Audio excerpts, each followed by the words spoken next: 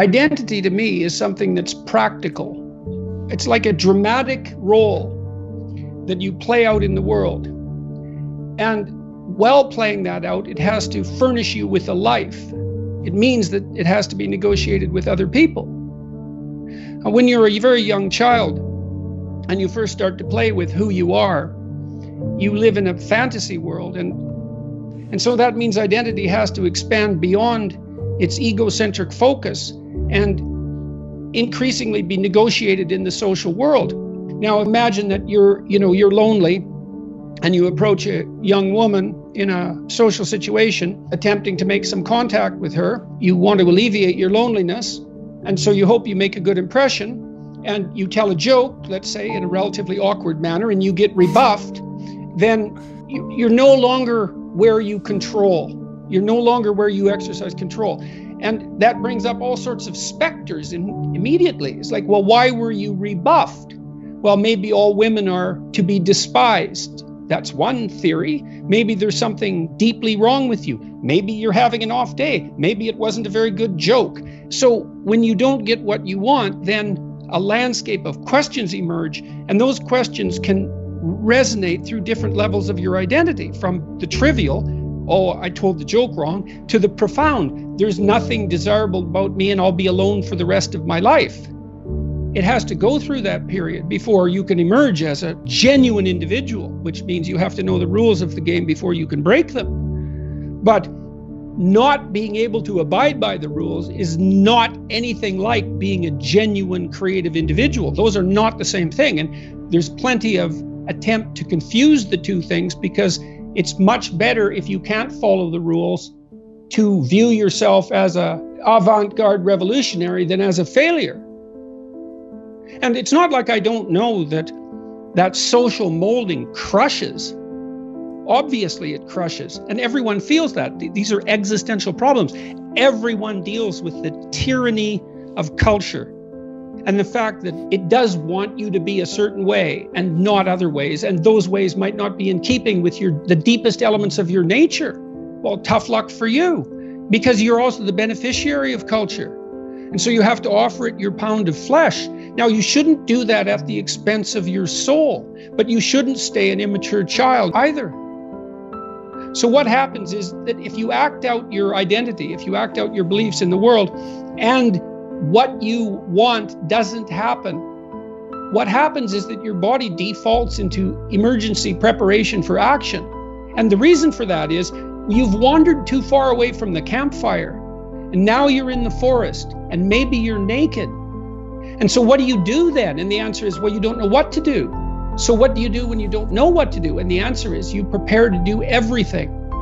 And the problem with that is that it's unbelievably draining psychophysiologically.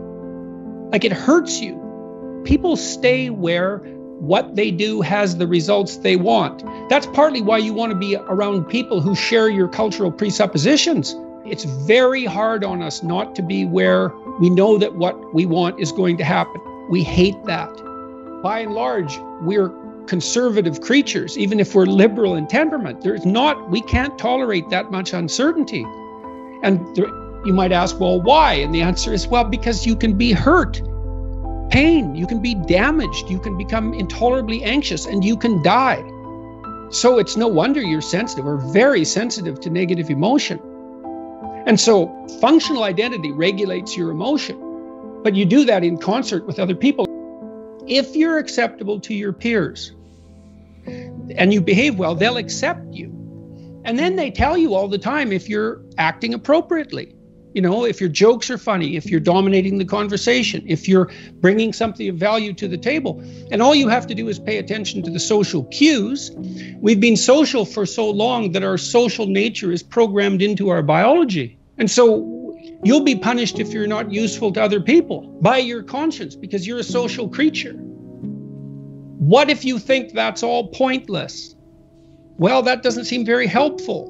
Okay, so you need a sustaining meaning. Well, where do you find that? Well, you generally find it in responsibility to yourself and to other people. When I commit to something and make sacrifices, if something's valuable, you'll make sacrifices to attain it. And that discovery of sacrifice, it's one of the primary factors separating human beings from animals. Because we discovered that we could let go of something we value in the present, and we would gain something we value even more in the future. We acted that out dramatically in all sorts of strange ways over thousands and thousands of years before it was formalizable psychologically. But it's a massive discovery. I can forego gratification in a particular way and benefit in the future.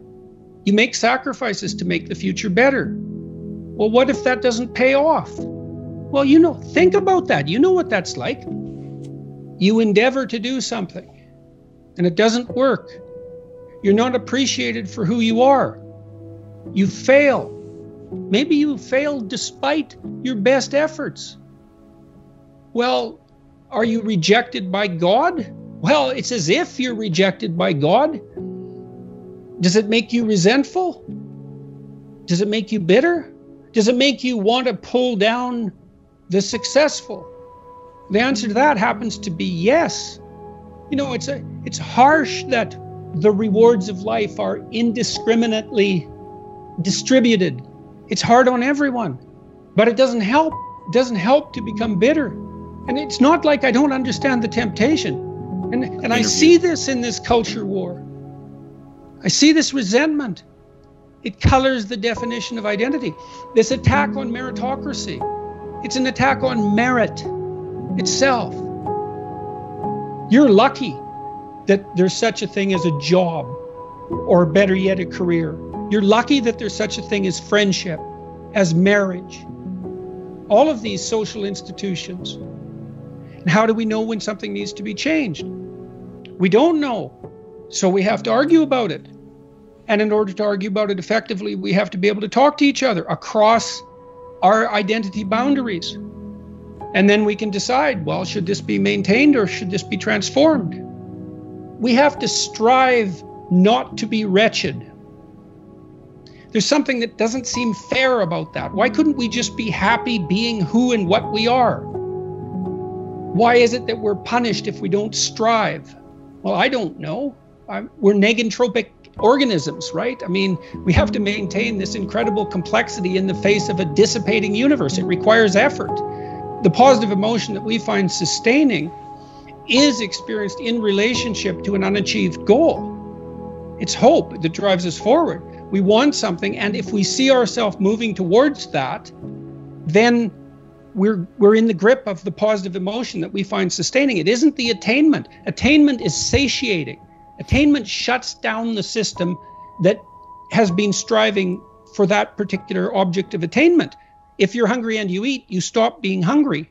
Now, that's good because the hunger is gone, but that whole frame disappears.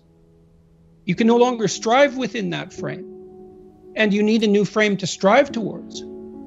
Don't you have a conscience? Doesn't it bother you? And then, can you control it? And the answer to that is almost inevitably no. It calls you to account. And why? Well, because you've deviated from the ideal. Whose ideal? An ideal that's making itself known within you, at least insofar as the objection arises. You wake up at 3 a.m. and torture yourself for your iniquities. And you would think, well, I could just shut that off. It's me, after all. But you can't shut it off. You're nothing compared to your conscience. Now, it's strange because you can ignore it. You can not live according to its dictates, but it's not going to leave you alone. I took what I learned about what happened in the Second World War seriously. It's like, wow, we can be really bad. We should do something about that. Like, that was unacceptable. We're getting so powerful that each individual is now a force of almost unimaginable destructive power if they so choose to be. That power is going to continue to increase. And what that means is that the degree to which each of us has our act together is going to be something upon which the world increasingly depends for its maintenance. It's like discipline yourself in one dimension. See what happens. Well, that's exciting. I don't understand really And it's really killing me, I think. I might mean that literally. I don't understand why I'm so controversial. I can't figure that out. It's very distressing to me.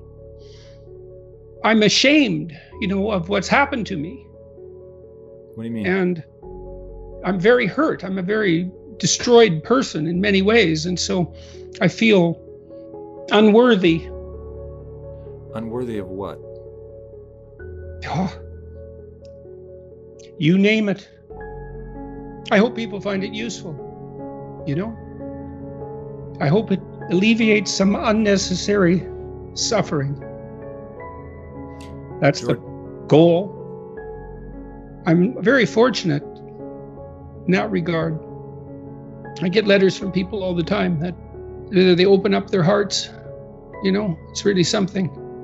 But I am somewhat nonplussed, let's say, for all this work. I'm pretty broken. It's not easy to know what to do with, the cheers of 1 million people.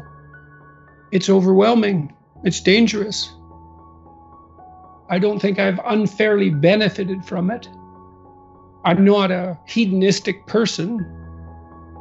My lifestyle hasn't changed. I think there's more of me outside of me now than there is inside of me. When I put those first videos up, this was bothering me, this piece of legislation. And I talked to my wife and my son sort of casually. I said, well, I'm going to make these videos, see what happens. And famous last words. The best we have might not always work, but it's still the best we have. And the fact that it might not work doesn't mean we should throw it away. It's still the best we have.